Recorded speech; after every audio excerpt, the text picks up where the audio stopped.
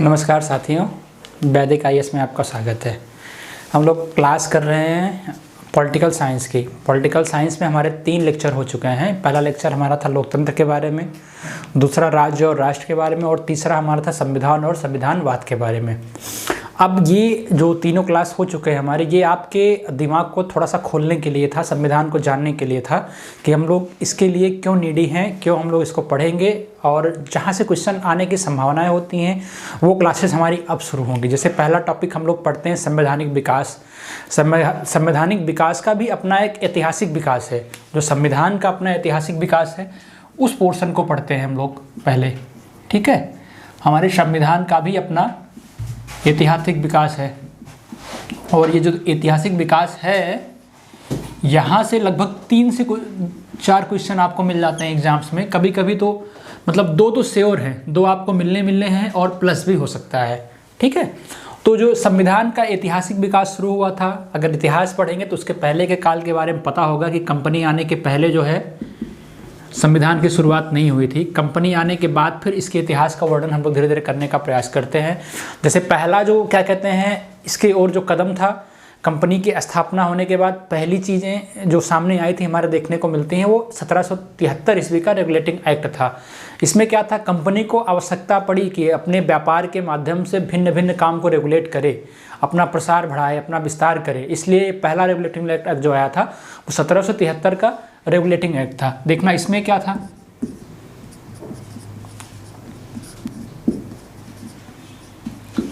(1773) का regulating act था। ठीक है, ये बेहद इंपॉर्टेंट हो जाता है क्योंकि ये पहला रेगुलेटिंग एक्ट था। तो इसमें था क्या, इसमें था कि कंपनी के कार्यों को नियमित और नियंत्रित करने की दिशा में उठाया गया पहला कदम था।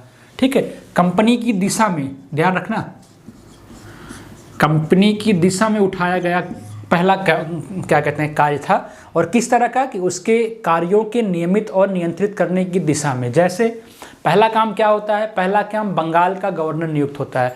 बंगाल का गवर्नर जनरल बनाया जाता है इसी अधिनियम के तहत। ठीक है, ये चीज़ें काफ़ी इंपॉर्टेंट हैं। बंगाल का गवर्नर जनरल बनाया गया इसी अधिनियम के तहत। उसके बाद क्या, इसकी सहायता के लिए 4 सदस्यीय कार्यकारी गठन किया गया परिषद का। ठीक है, इसकी सहायता के लिए याद रखना हमेशा 4 सदस्यीय कार्यकारी परिषद का गठन किया गया। उसके आगे 1774 में, जस्ट इसी के बाद 1774 में कलकत्ता में उच्चतम न्यायालय की स्थापना की गई, जो किस एक्ट के माध्यम से था, 1773 के। तो 74 में कलकत्ता उच्च न्यायालय की स्थापना की गई। ये मोस्ट इंपॉर्टेंट है, बहुत ज़्यादा पूछा जाता है कि किस रेगुलेटिंग एक्ट के अंतर्गत कलकत्ता न्यायालय की उच्चतम न्यायालय की स्थापना की गई। तो आप लोग क्या बताओगे, 1773 रेगुलेटिंग एक्ट के अंतर्गत। इसके बाद इसमें जो था निजी उपहार तथा व्यापार लेने पर पाबंदी लगा दी गई कि किसी से आप निजी उपहार नहीं लोगे, व्यापार के समय निजी उपहार नहीं लोगे। ठीक है, इस पर पाबंदी लगा दी गई। उसके बाद फिर कोर्ट ऑफ डायरेक्टर्स, जिसको कहते हैं निदेशक मंडल, निदेशक मंडल के माध्यम से ब्रिटिश सरकार का कंपनी पर नियंत्रण हो जाता है। ठीक है, जो निदेशक मंडल होते हैं इनके अंडर में कई लोग होते हैं, नियुक्त होते हैं, ये कंपनी पर अपना क्या कहते हैं नियंत्रण स्थापित कर लेते हैं। फिर आगे बढ़ोगे तो 1784 का पिट्स इंडिया एक्ट आता है। इसका नाम था, देखा जाए तो, एक्ट ऑफ सेटलमेंट। देखिए नाम में ही इसके सारे कार्य अपने आप में निहित हैं। तो पहला आपका 2-3 क्वेश्चन बनेंगे इंपॉर्टेंट, ये आप यहाँ पे देख लीजिएगा। और इसके आगे 1784 का पिट इंडिया एक्ट, बस समझते चलिएगा चीज़ों को धीरे धीरे कैसे विस्तार होना शुरू होता है और क्वेश्चन कहाँ से बनते हैं।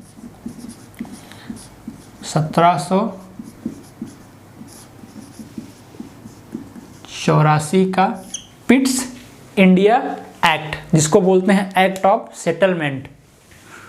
ठीक है, एक्ट ऑफ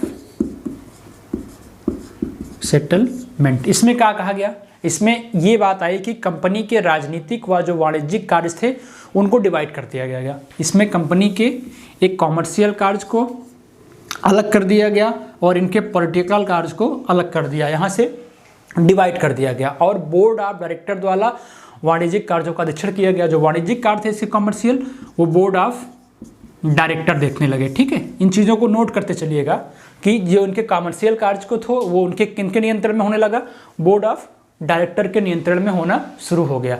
जो कार्यकारी परिषद यहाँ पे गठित हुआ था जिसमें 4 सदस्य थे, याद रखना, जो कार्यकारी परिषद गठन हुआ था जिसमें 4 सदस्य, उसमें से एक को घटा के 3 सदस्य कर दिया गया। ठीक है, दूसरे से लिंक करते चलना, दूसरे में जस्ट घटा के 3 कर दिया जाता है। और 1786 के अधिनियम द्वारा क्या होता है, 1786 के अधिनियम द्वारा गवर्नर जनरल क्या कहते हैं, ज़्यादा शक्तिशाली हो गया तथा मुख्य सेनापति के रूप में उभर के आया, क्योंकि इसका रोल देखा जाए अपने आप में बढ़ जाता है। फिर आगे बढ़ोगे 1793 के अधिनियम द्वारा क्या होता है, कार्यकारी परिषद की क्या कहते हैं, हाँ, अनुशंसा के आधार पर रद्द करने का अधिकार प्राप्त हो गया। फिर जो इंपॉर्टेंट चीज़ें हैं वो क्या होता है, 1813 में क्या होता है कि 1813 के अधिनियम द्वारा भारत में कंपनी का व्यापारिक एकाधिकार समाप्त कर दिया जाता है पूरी तरह। ठीक है, धीरे धीरे आते आते 1813 तक जो है धीरे धीरे देखो इनका दायरा कम होता जा रहा है। यहाँ पे 4 सदस्य थे, 3 कर दिया गया। जो कॉमर्शियल कार्य से उसके लिए बोर्ड ऑफ डायरेक्टर नियुक्त हो गया। पॉलिटिकल कार्य जो था उसके लिए क्या कहते हैं, वर्चस्व धीरे धीरे बढ़ता चला गया। फिर आगे बढ़ोगे 33 के अधिनियम में आओगे, 13 में याद रखना, 13 के अधिनियम के द्वारा क्या होता है, भारत द्वारा कंपनी का एकाधिकार समाप्त करने का प्रयास किया जाता है। अब आगे जब 33 पढ़ोगे तो कुछ चीज़ें छोड़ी जाती हैं, वो चीज़ें इंपॉर्टेंट है, आपसे हमेशा पूछा जाता है। जब 1833 का अधिनियम पढ़ोगे जिसको बोलते हैं चार्टर अधिनियम, ठीक है, जहाँ जहाँ से क्वेश्चन बन रहा है वो चीज़ें मार्क करते चलना। 1833 का चार्टर अधिनियम, इसमें क्या है, इसमें कहा गया कि ब्रिटिश भारत के एक निर्णायक प्रयास था। ये ब्रिटिश भारत, जो ब्रिटेन के लोग भारत में रहते थे उनके लिए एक निर्णायक प्रयास था, मतलब केंद्रीकरण की दिशा में। देखो इसमें कुछ आमूलचूल परिवर्तन होंगे आपके, केंद्रीकरण की दिशा में एक अच्छा प्रयास था। इन्होंने क्या किया, या इस अधिनियम के अंतर्गत क्या किया गया, मद्रास व मुंबई के गवर्नरों की विधायी शक्तियां समाप्त कर दी गई। याद रखना, मद्रास और मुंबई के जो गवर्नर थे, विधायी शक्तियां उनकी थी, समाप्त कर दी गई। फिर क्या किया गया, लॉर्ड मैकाले की अध्यक्षता में प्रथम विधि आयोग का गठन किया गया। कभी कोई पूछता है प्रथम विधि आयोग का गठन कब किया गया, तो 1833 के चार्टर अधिनियम के अंतर्गत किया गया। अध्यक्ष कौन थे, लॉर्ड मैकाले जी थे। ठीक है, ये सारे क्वेश्चन काफ़ी इंपॉर्टेंट हैं, यहाँ से फैक्चुअल क्वेश्चन आपके बन सकते हैं। फैक्चुअल नहीं बनेगा तो ऐसे पूछेगा कि निम्न में से कौन से 1833 के चार्टर अधिनियम के अंतर्गत आते हैं। इसमें 3-4 पूछ लेगा, एक 73 का डाल देगा, एक 1935 का डाल देगा, आपको उसी को छांट के हटाना रहेगा। ठीक है, और देखो क्या होगा कि जो कंपनी की व्यापारिक गतिविधियाँ रहती हैं वो क्या होती हैं, समाप्त हो जाती हैं। भारत के पहले governor general Lord William Bentinck बनाए जाते हैं इसी में। ठीक है, भारत के पहले गवर्नर जनरल बेंटिक बनाए जाते हैं इसी अधिनियम के अंतर्गत। ठीक है, जो गवर्नर जनरल थे, एक विधि बनाकर, कहा जाता है एक विधि बनाकर उन्होंने क्या किया था, दास प्रथा की समाप्ति का अधिकार स्थापित किया। इसी आधार पर 1843 ईस्वी में लॉर्ड एलन बेरो ने क्या किया था, दास प्रथा की समाप्ति कर दिया था। पीसीएस 2018 में क्वेश्चन पूछा गया था कि दास प्रथा का उन्मूलन किसने किया था। ठीक है, अगर पूछेगा किसने किया था तो नाम याद रखना, लॉर्ड एलन बेरो। अगर पूछता है किस अधिनियम के अंतर्गत होता है तो 1833 के, और पूछता है कि किस गवर्नर जनरल के काल में होता है तो वो चीज़ें अपने आप में अलग हो जाती है। उस समय गवर्नर जनरल कौन था, विलियम बेंटिक थे। ठीक, ये चीज़ें आपके दिमाग में अच्छे से आ गई होंगी। इसके आगे बढ़ोगे तो 1853 का क्या होता है, अधिनियम आता है। देखो उसमें क्या है, 33 के बाद 53 का अधिनियम, जो 1813 में कंपनी का आधिपत्य समाप्त हुआ था, तो उसमें चाय और चीनी उद्योगों पर प्रतिबंध लगाया गया था, चाय और चीन पर। फिर हुआ क्या, चीनी पर। फिर उसके बाद 1833 में वो भी पूरी तरह समाप्त कर दिया जाता है, ये चीज़ याद रखना। 1853 ईस्वी का जो अधिनियम है, इसमें क्या होता है कि कंपनी के शासनकाल के दौरान जो पारित अधिनियम थे उनकी श्रृंखला का ये अंतिम अधिनियम था। याद रखना, यहाँ से कंपनी के शासन को पूरी तरह समाप्त करने का प्रयास किया जा रहा है कि जो उनके दौरान स्थापित श्रृंखला थी उसको लास्ट स्टेज में ला दिया गया। फिर 1853 में क्या होता है, ये चीज़ ध्यान देने की जरूरत है कि पहली कड़ी इसमें सुधार क्या होती है, जो कार्यकारी परिषद के विधायी और प्रशासनिक कार्य क्या कहते हैं, यहाँ भी डिवाइड कर दिए गए, अलग अलग कर दिए गए। उसके बाद जैसे आगे बढ़ोगे 6 सदस्यीय विधान परिषद का गठन किया गया, जिसकी भूमिका संसद की तरह बिल्कुल बना दी गई कि अब संसद की तरह इसकी भूमिका बनेगी। 6 सदस्यीय विधान परिषद का गठन किया गया था, ये चीज़ याद रखना। फिर क्या हुआ, सिविल सेवकों की भर्ती के लिए सबसे पहले खुली प्रतियोगिता की शुरुआत 1853 के अधिनियम से हुई। ठीक है,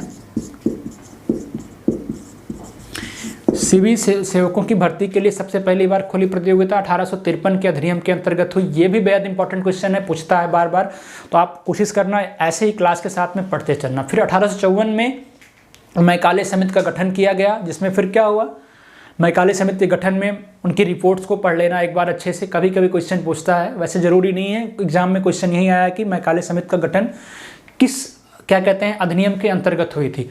फिर अगले बार क्या हुआ था, विधान परिषद में जो स्थानीय प्रतिनिधित्व था लोगों का, उसको क्या कहते हैं, बंगाल, मद्रास, बम्बई और आगरा, यहाँ से इन चीज़ों की शुरुआत होती है। मतलब विधान परिषद में स्थानीय प्रतिनिधित्व पहले 4 जगह दिया जाता है, बंगाल, मद्रास, बम्बई और आगरा में, यहाँ से इन चीज़ों की शुरुआत होना शुरू हो जाती है। और भारत में संसदीय शासन व्यवस्था की नींव कहा जाता है इसी अधिनियम के अंतर्गत पड़ती है। ठीक है, आगे बढ़ोगे तो बेहद इंपॉर्टेंट है 1858 का अधिनियम।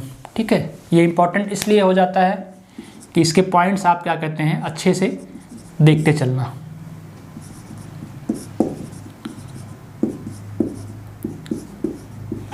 (1858) का अधिनियम, देखिए इसमें क्या है, इसमें भारत में शासन की अध्यक्षता बनाने वाला जो था अधिनियम के नाम से ये प्रसिद्ध होता है। ठीक है, कि शासन को क्या कहते हैं अच्छा बनाया इन्होंने।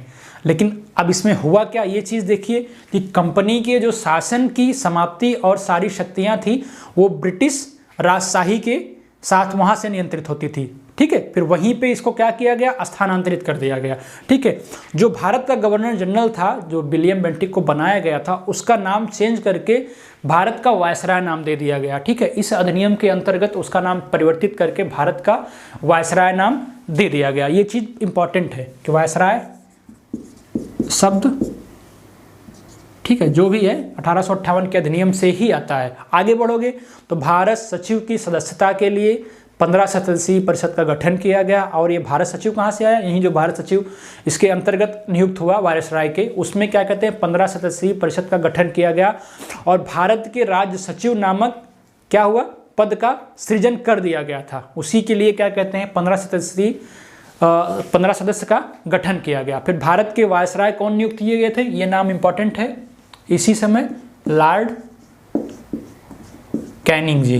ठीक, जो चीज़ें इंपॉर्टेंट है उससे नोट करते चलिए, वहीं बताने का प्रयास करेंगे, बाकी फालतू चीज़ों के चक्कर में ना ही पड़िए। फिर आगे थोड़ा सा बढ़ोगे तो 1861 का अधिनियम आता है। इसको तो ऐसे सरसरी नज़र में देख लेना, बताते चल रहे हैं। उसके बाद के लेकिन जो अधिनियम है वो काफ़ी इंपॉर्टेंट हो जाएंगे।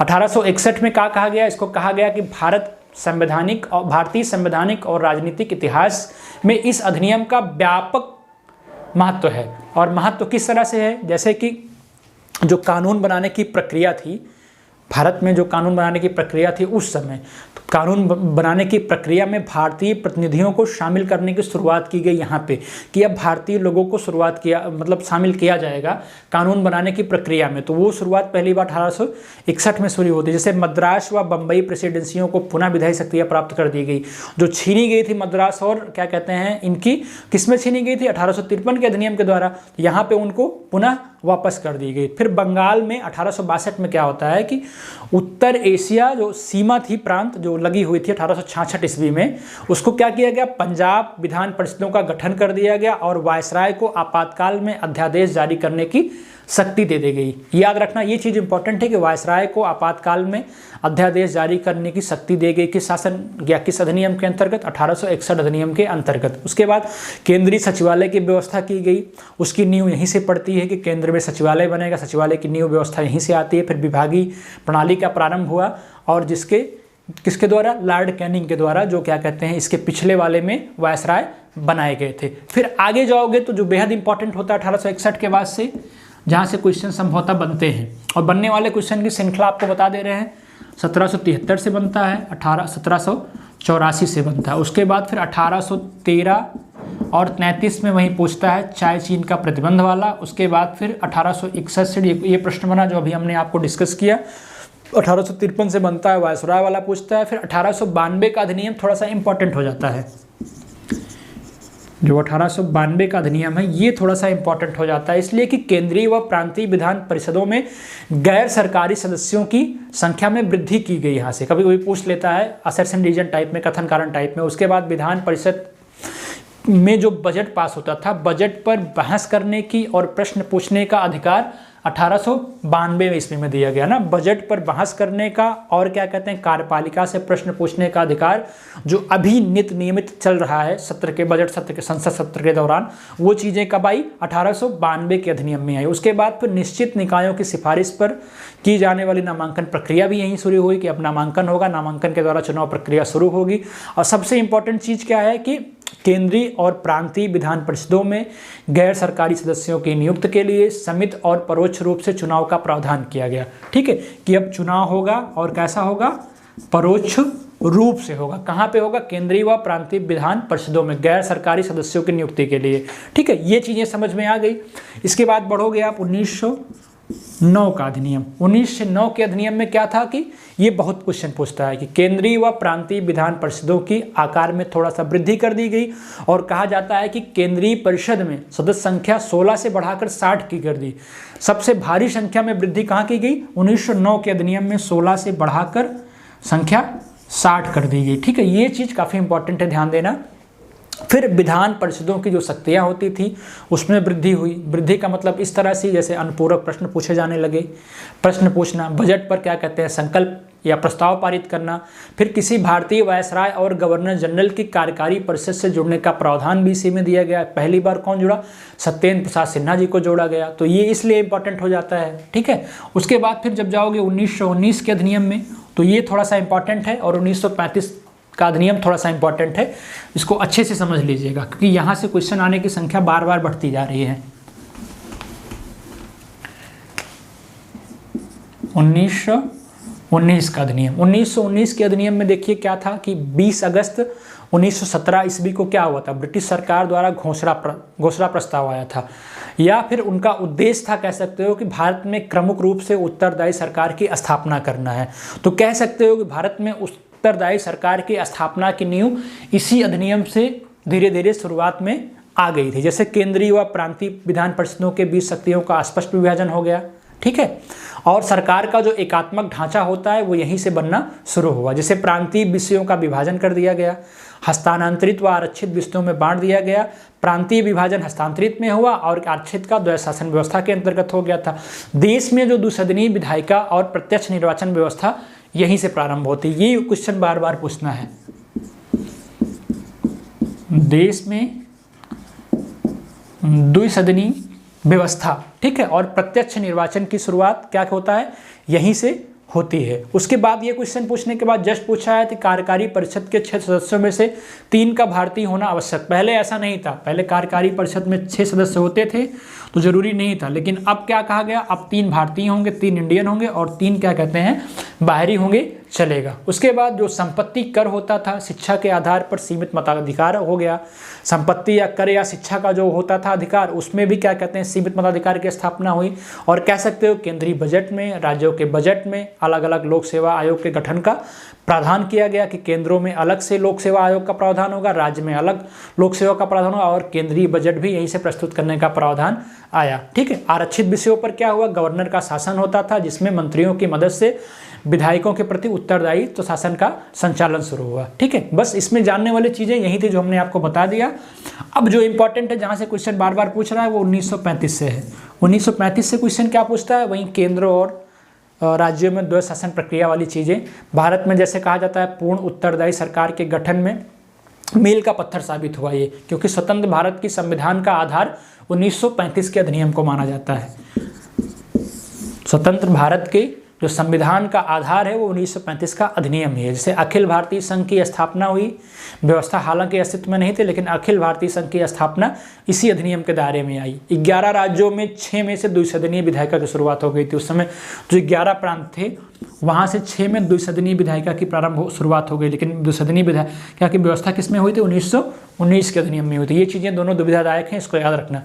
फिर प्रांतों में द्वैध शासन की समाप्ति हो गई और केंद्र में द्वैध शासन की व्यवस्था हुई। हालांकि लागू नहीं हुआ था, लेकिन केंद्र में द्वैध शासन की स्थापना इसी अधिनियम के अंतर्गत हुई और प्रांतों में द्वैध शासन की समाप्ति हो गई और प्रांतीय व्यवस्था की शुरुआत की गई इसके स्थान पे। तो ये चीज़ इंपॉर्टेंट हो जाता है, यहाँ पे ये चीज़ नोट कर लेना। उसके बाद मताधिकार का विस्तार किया गया और विस्तार लगभग क्या कहते हैं 11% की 10% जनसंख्या क्या कहते हैं मताधिकार में भाग ले सकती थी। जैसे CAG होता है, CAG संस्थाओं की स्थापना 1935 के अधिनियम से की गई। संघीय लोक सेवा आयोग की स्थापना क्या कहते हैं प्रांतीय में प्रांतीय लोक सेवा आयोग की व्यवस्था किसमें की गई 1935 के अधिनियम के द्वारा की गई। तो इन चीज़ों को याद रखना, ये चीज़ें एग्जाम में बार बार पूछी जाती हैं। इसके बाद फिर हम अपने फंडामेंटल टॉपिक पे आएंगे, संवैधानिक विकास, नागरिकता, मूल अधिकार, DPSP, नीति निर्देशक तत्व, मौलिक कर्तव्य, फिर धीरे धीरे पॉलिटिकल साइंस की ओर अच्छे से बढ़ेंगे। धन्यवाद।